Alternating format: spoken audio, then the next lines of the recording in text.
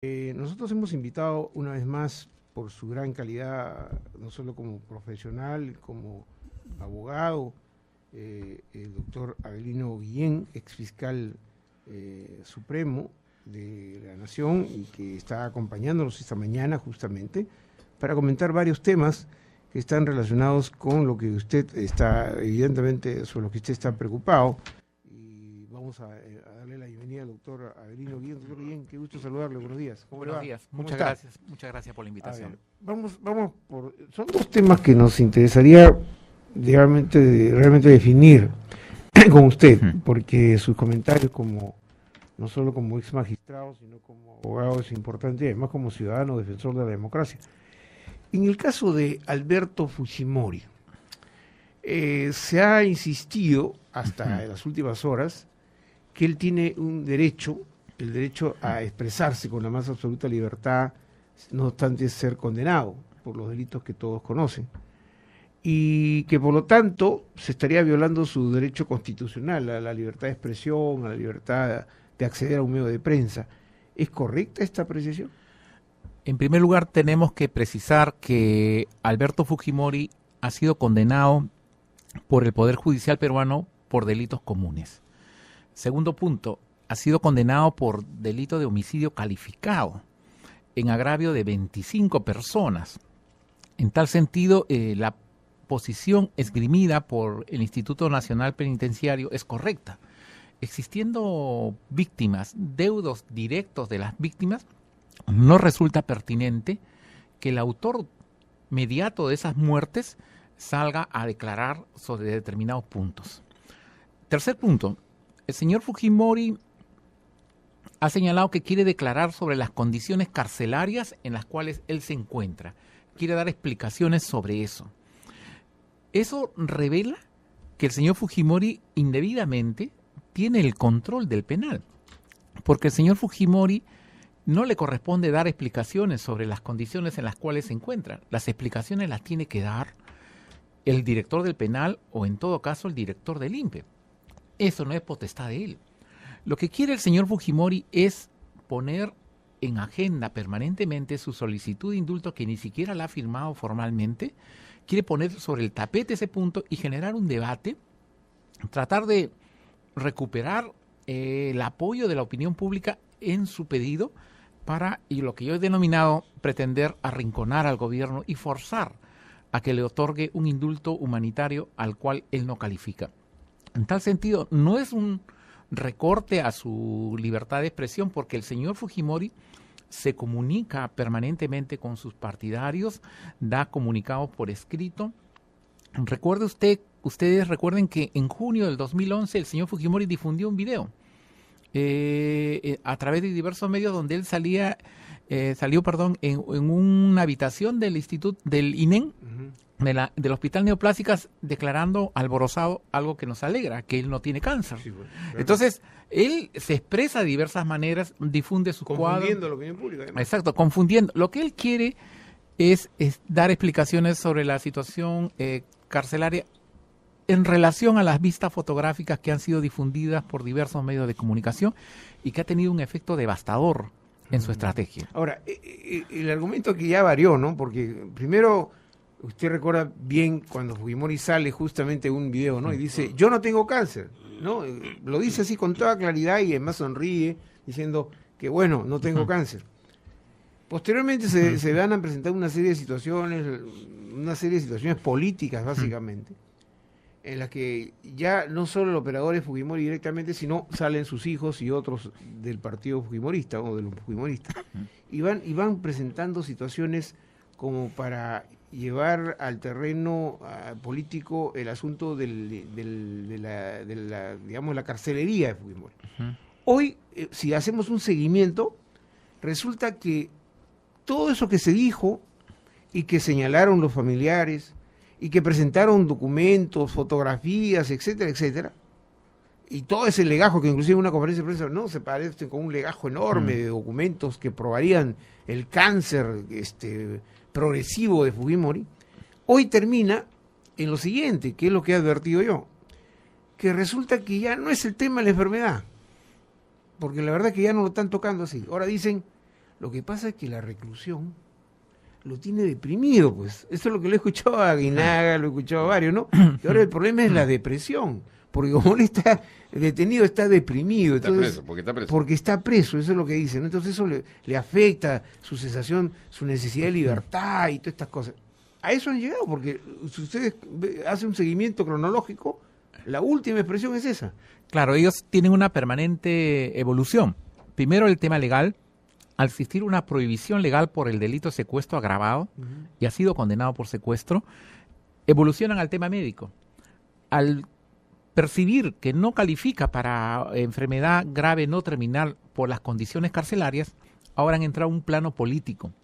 Entonces quieren forzar al presidente Humala a que otorgue un indulto, esta gracia presidencial, en base a básicamente a un criterio de humanidad, por el sentido de que la carcelería deprime al interno. Claro. Eso no es atendible en razón de que, es verdad, todos los internos en el país sufren depresión, inclusive no solamente los internos, sino quienes están libres también.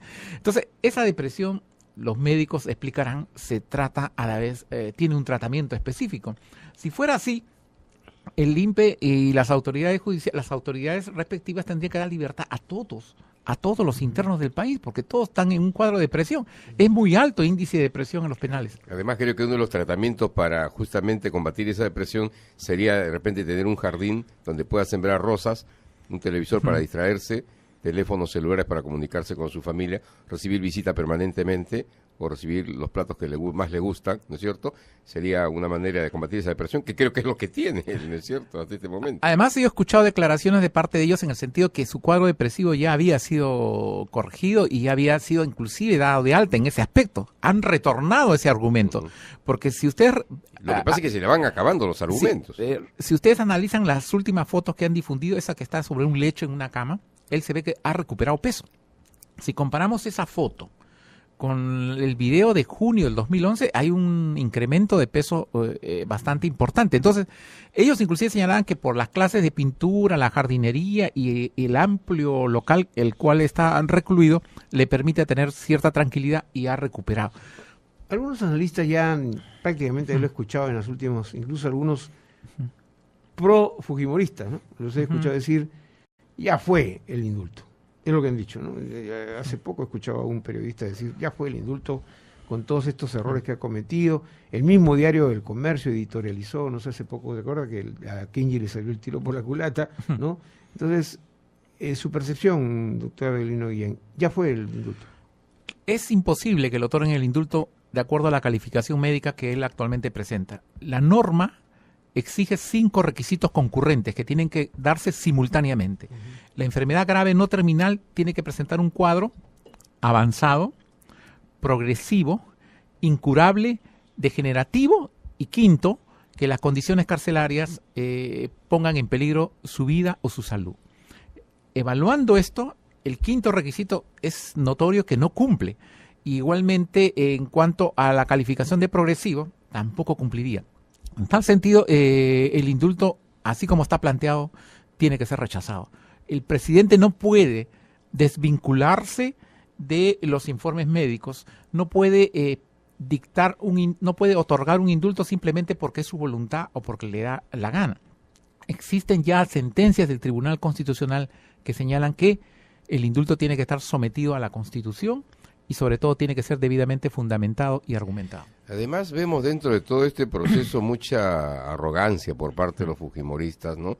El hijo del expresidente llegó a decirle personaje oscuro al presidente de la República, sí, ni más ni menos, ¿no? Y cuando salen ellos a hablar del indulto al reo Fujimori, hablan, digamos, con una dosis de cólera, ¿no es cierto?, de prepotencia, cuando dice tiene que darle porque no son las condiciones en las que está, donde no debe estar ningún ser humano, etcétera, etcétera, ¿no es cierto? Bajo esas condiciones y con esta presión, y lo otro es que no reconocen en absoluto la culpabilidad de todo lo que se le acusa, sus delitos comunes, delitos de homicidio calificado, secuestro agravado y todo por lo que ha sido condenado, ¿no es cierto? Y por lo que tampoco ha firmado la solicitud de indulto, más bien se adhiere a lo que están pidiendo los hijos. Esa palabra adhesión de adherente, ¿tiene algún significado legal de reconocimiento, doctor Guillén? No, el documento de adhesión no está establecido en el reglamento. En tal sentido, formalmente, el señor Fujimori no ha firmado la solicitud de indulto y eso es parte de su cálculo político, de su estrategia. No firmar la solicitud, porque para él es fundamental para su reingreso a la actividad política activa. Lo que ellos es calculado mal. Han pensado que este gobierno era muy débil, que lo podían pechar fácilmente y que este gobierno no iba a reaccionar adecuadamente. Sin embargo, el gobierno ha demostrado fortaleza, ha sabido reaccionar y ha sabido responder. Y ellos se han encontrado con una respuesta básicamente técnica por parte del gobierno. De hecho, nosotros nos sometemos al procedimiento que establece la norma y el procedimiento la tiene que llevar adelante la Comisión de Gracias Presidenciales. Doctor Guillén, ¿por qué cree usted que, por ejemplo, Ronald Gamarra, aquí usted conocemos todos, que ha sido procurador de anticorrupción, él opina distinto? Dice, sí, Fujimori tiene derecho a hablar, a declarar. Bueno, son opiniones que se vienen dando. Básicamente, algunos periodistas señalan que puede hablar, pero no se dan para opinar sobre este tema hay que hacer una evaluación sobre la estrategia que está llevando adelante el fujimorismo. Y la estrategia la está dirigiendo el propio Alberto Fujimori. Lo que él quiere es politizar al máximo un tema que debe enmarcarse, como ha señalado el premier Jiménez, dentro del aspecto técnico y legal. Básicamente un tema médico es. Ahora, entonces, el señor Fujimori, ¿qué cosa va a explicar? ¿Sobre qué va a declarar? O sea, sobre el tema de las condiciones carcelarias cuando a él no le corresponde eso. En todo caso, si él quiere zanjar, ¿por qué no permiten que de una vez toda la prensa visite el local donde él se encuentra recluido? Ahora, junto a esos, digamos, esos comentarios de ciertos sectores de la prensa y los propios humoristas, hace menos de 3, 4 días salió a declarar a la prensa el exministro Rafael Rey. Y él dijo que en su opinión, mira, Fujimori era un preso político, y es más, dijo, es el único preso político que hay en este momento en el país. Sí, ellos consideran que Alberto Fujimori ha sido condenado por motivaciones políticas. Por eso que en su carta del 28 de septiembre de este año, Alberto Fujimori dice, seguiré luchando por mi inocencia y por mi libertad. Entonces, él da ese mensaje. Entonces, él pretende utilizar el indulto como un instrumento para demostrar su inocencia. O sea, por eso es que él no firma la solicitud, porque firmar la solicitud implicaría reconocimiento de su culpabilidad, reconocimiento de las condenas. Es por eso que ellos no pagan un sol de la reparación civil, porque significaría reconocer las sentencias. Ellos no reconocen las sentencias. Consideran que esas sentencias, en algún momento, como han señalado todos sus dirigentes, van a ser declaradas nulas. Lo que están esperando es un momento político adecuado, o sea, por decir, si la señora Keiko gana una elección, para anular esos procesos. Eso es lo que ellos piensan. Es por eso que ellos señalan que el señor Fujimori es un perseguido político, lo cual es absolutamente falso. Él ha sido juzgado, investigado y condenado en un proceso imparcial, saludado por la opinión pública y además con observadores nacionales e internacionales. En tal sentido, su culpabilidad no ofrece duda alguna. Aún más, de los 7 delitos, de los 7 grandes casos por los cuales él fue sometido a proceso, en 5 él se declaró culpable. Dijo, yo soy culpable. En tal sentido, no sé de dónde vienen ellos, pretenden engañar. Últimos procesos que se han presentado ante la Corte Suprema de Chile para que sea contemplados dentro del proceso de extradición. El más sólido es el proceso por los diarios Chicha. Es muy contundente. Pero han presentado 4 más, ¿no? Creo que hay 4 más. Creo que lo ha presentado este gobierno. Este gobierno. Y si viene un quinto, probablemente la marcha de los 4 suyos, que en diciembre se ve la vista de la causa en la Corte Suprema del Perú. Pero el tema de los diarios Chicha, ese es el más contundente y se viene... Y yo creo que lo que más les preocupa a ellos es eso. Por eso quieren que el indulto salga ahora. Para librarse ese proceso. Para librarse del proceso, porque el Poder Judicial chileno tiene hasta fines de diciembre para resolver el caso. En enero, el caso estaría viéndose acá. Ahora, lo que te quiere decir con eso es que si le dieran el indulto, un indulto negado, obviamente, quedarían de lado y estos procesos que se están, digamos, proyectando. No, solamente el indulto anula los efectos de las sentencias. Podría ser procesado en libertad. Por supuesto. pero él tiene un problema que hay que poner el acento. El señor Fujimori tiene nacionalidad japonesa también. Entonces, él puede viajar al Japón y Japón no extradita a sus connacionales. Claro. Entonces, la estrategia de ellos es eso, ¿no? O sea, obtener el indulto. Y ir a Japón, digamos, con el argumento de que se va a hacer un tratamiento, digamos, ya no regresa. Puede viajar para diversos Y motivos. de ahí dirigir su campaña electoral con miras al 2016. Exacto. ¿No es cierto? Ahora, esa es su estrategia política. Bueno, ahora, doctor, en el caso Movadef, que es un asunto que también yo insisto, ahí, no sé, estamos debatiendo sobre algo y estamos haciéndole un flaco favor a la democracia, ¿no? Porque estamos discutiendo Movadef. Todo el mundo ahora ya habla de Movadef, cuando hace poco nadie tenía la menor idea de lo que era. Entonces, ¿cuál es su opinión? ¿Qué es lo que debemos hacer los ciudadanos frente a esta situación? En primer lugar, instruirnos, leer, revisar la historia. La debilidad de la democracia en el Perú es que los partidos políticos no tienen una actividad muy intensa. El Movadef se mueve con cierta holgura, con cierta facilidad en sede universitaria. Tienen mucha actividad en las universidades, son pocos, pero agitan, se mueven, participan en muchos eventos académicos, en conferencias, en mesas redondas. Pero la debilidad es que no sabemos combatirlos de manera ideológica. El combate al Movadef tiene que ser a nivel ideológico. Y en ese sentido, los partidos políticos tienen una gran responsabilidad.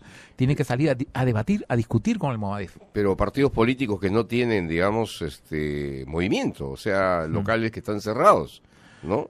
Y donde no se, digamos, se acostumbra como se hacía antes, ¿no? Las grandes charlas ideológicas para, a través de ellas, combatirlas o rebatirlas en las universidades donde ya están metidos, ¿no? O sea, ¿qué hacemos en ese sentido? ¿Cómo propugnamos a los políticos que tengan una participación más activa cuando ellos mismos, incluso algunos casos que hemos tenido aquí en esta semana, dicen que no es tarea de los partidos políticos combatir este tipo de cosas, ¿no? Entonces, ¿de qué estamos hablando, doctor? No, sí, es una gran responsabilidad de los partidos combatir, salir a discutir. La batalla ideológica tiene que darle a los partidos. Tiene que darse una batalla ideológica, tiene que darse una batalla, amplia discusión.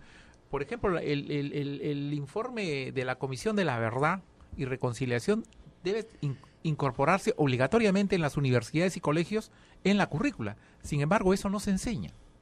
Entonces, ese es un problema. Los jóvenes no conocen, no saben quién ha sido Abimael Guzmán. Usted va a una universidad, hace una encuesta, la mayoría de los jóvenes desconocen. En cualquier universidad. Entonces, esa es una gran debilidad y de eso se aprovecha el Movadef. Por ejemplo, otro argumento en el cual coinciden con el fujimorismo es que señalan que Abimael Guzmán es un perseguido político. Perseguidos políticos, libertad. Cuando han sido autores de graves crímenes, son responsables de terrorismo, han sido condenados en procesos justos. ¿Y de qué perseguidos políticos estamos hablando? Porque esa es una gran debilidad. Lo presentan como un perseguido político y la campaña no solo es nacional, sino también internacional. Sí, pues. Entonces, la responsabilidad es de los cuadros políticos, de los partidos políticos. Sin embargo, están reaccionando. He leído este fin de semana que, por ejemplo, el APRA está reactivando a todos sus comandos universitarios, sobre todo en el norte. Han inaugurado escuelas de formación universitaria. El partido Patria Roja ha salido a discutir, a polemizar a nivel nacional. Entonces, yo creo que ahí ya se están poniendo de alguna forma las pilas y están saliendo a discutir. Usted recordará que a inicios de año, cuando comenzaba el inicio de clases, ¿no? Este año 2012, antes del incendio de ese depósito de libros en Breña, ¿se acuerda? Se descubrió que había gente de Sendero Luminoso en editoriales, en empresas editoriales, y que muchos de los contenidos de esos libros que iban a los colegios nacionales tenían una percepción diferente de lo que fue Sendero Luminoso en el país, ¿no? ¿Eso ya se cortó? Yo creo que sí, y a raíz de esas denuncias el Ministerio de Educación se puso a revisar todo ese material que se estaba elaborando justamente en estas imprentas. Acá lo importante es saber, y acá yo quiero poner el acento en un grave error del gobierno. El gobierno piensa que la solución es a través de persecución legal, a través de persecución judicial, a través de la ley de negacionismo. Eso no es así. Lo va a victimizar y lo que va a hacer es que eso va a ser un impulsor y una difusión de su posición y de su postura. Ahí sí, ellos van a decir, somos perseguidos políticos. Hay que tener mucho cuidado con eso. hay que derrotarlos ideológicamente, hay que derrotarlos en el debate político, hay que salir todos a discutir. Lo que está haciendo, por ejemplo, hoy día la Universidad de San Marcos, convocar una marcha. Sí, pues. La exposición que yo estuve la semana pasada. Ahora exposición, los jóvenes están asistiendo. Esa es actividad. Para contrarrestar, efectivamente. Para contrarrestar. Claro, esa suerte de verborrea ideológica, ¿no? Que trata de contaminar a los jóvenes con historias poco claras, porque no les cuentan la verdadera historia de lo que ha pasado y lo que hemos vivido los peruanos en las épocas pasadas. Doctor Avelino Guillén, muchísimas gracias por su presencia, como siempre. Yo quería darle dos caramelitos, porque nosotros le decimos caramelitos anticorrupción. Porque qué bueno. Luchamos contra la corrupción, nos acordamos, hay que luchar contra la corrupción. Muchas gracias, Gracias, doctor Guillén, muy amable. Muchas gracias por su presencia, como siempre. Buenos días, muchas gracias.